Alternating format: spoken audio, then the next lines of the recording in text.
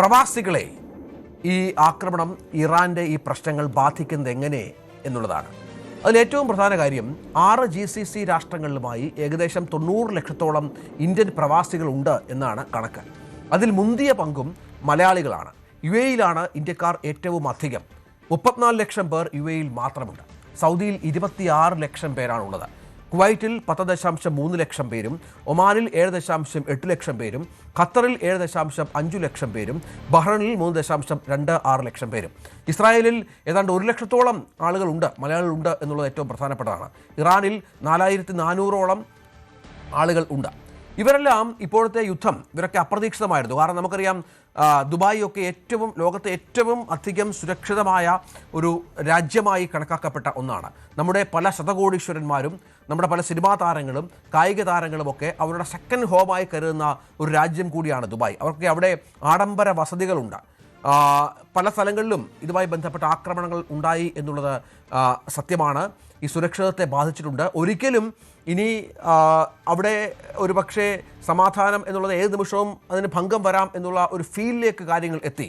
ഒരിക്കലും അടക്കില്ലെന്ന് പെരുമയുള്ള ദുബായ് വിമാനത്താവളം പോലും അടക്കേണ്ടി വരുന്ന പശ്ചാത്തലം ഒക്കെ ഉണ്ടാകുന്ന ഒരു പശ്ചാത്തലം ഉണ്ടായി. ഒപ്പം വ്യോമഗതാഗതത്തെ കാര്യമായി ബാധിക്കുന്നു. വ്യോമപാതകൾ അടയ്ക്കുന്നു. ഒപ്പം പ്രവാസികളുടെ പണമൊഴുക്ക് 38% ഗൾഫ് രാജ്യങ്ങളിൽ നിന്നാണ് നമുക്കറിയാം ഇന്ത്യയിലേക്ക്. ഇതിലേതാണ്ട് പാതിയും UAE-യിൽ നിന്നാണ്. ഈ പ്രവാസി പണത്തിന് നല്ലൊരു പങ്കും ഇനിയും ഏത് തരത്തിൽ അതിനെ ബാധിക്കുമെന്നുള്ള കാര്യമൊക്കെ കാത്തിരുന്ന് കാണേണ്ടി വരും. ബാങ്കിങ്, വിദ്യാഭ്യാസം, റിയൽ എസ്റ്റേറ്റ്, അങ്ങനെ നിരവധി മേഖലകൾ ഇതുമായി ബന്ധപ്പെട്ട് പ്രവർത്തിക്കുന്നുണ്ട്. റിയൽ എസ്റ്റേറ്റ് ആണ് ഏറ്റവും പ്രധാനപ്പെട്ട ഒന്ന്.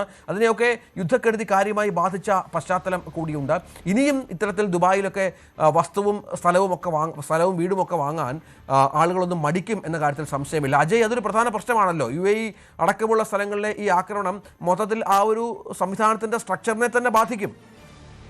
തീർച്ചയായിട്ടും അത് ഇപ്പോൾ വ്യാപകമായിട്ടൊരു ആശങ്ക ഉണ്ടാക്കിയിട്ടുണ്ട്. പക്ഷേ അവിടെയുള്ള മലയാളികൾ സൂചിപ്പിക്കുന്ന ഒരു കാര്യമെന്ന് പറയുന്നത് ഈ ആക്രമണങ്ങൾ കൂടുതലായിട്ട് നടന്നത് അവിടെയുള്ള ഈ തുറമുഖ മേഖലകൾ, അതുപോലെ തന്നെ US-ൻ്റെ ഈ സൈനിക കേന്ദ്രങ്ങൾ എന്നിവിടങ്ങളിലേക്കാണ്. അല്ലാതെ അവിടെയുള്ള ഈ വ്യാവസായിക മേഖലകളിൽ അല്ലെങ്കിൽ ഈ ആളുകൾ തിങ്ങിപ്പാർക്കുന്ന മേഖലകളിലൊന്നും ഇതുവരെ ഇത്തരത്തിൽ ഒരു ആക്രമണം ഉണ്ടായിട്ടില്ല എന്നതാണ് ഈ മലയാളികൾ സൂചിപ്പിക്കുന്ന ഒരു പ്രധാനപ്പെട്ട കാര്യം. പക്ഷേ ഈ ഒമാനിൽ ഈ തുറമുഖത്തിൽ നടന്ന ആക്രമണത്തിലും അതുപോലെ തന്നെ ഇപ്പോൾ നമ്മൾ നോക്കുകയാണെങ്കിൽ സൽമാൻ തുറമുഖത്ത് നടന്ന ആക്രമണത്തിലുമെല്ലാം ഇപ്പോൾ കൂടുതൽ എഫക്റ്റ് ആയിട്ടുള്ളത് പ്രവാസികളായിട്ടുള്ള ചില തൊഴിലാളികളാണ്. പക്ഷേ അവരൊന്നും ഇന്ത്യക്കാരല്ല, ഇപ്പോൾ ഇന്ത്യയിൽ നിന്നുള്ളവരല്ല എന്നത് ഒരു ആശ്വാസമാണ്.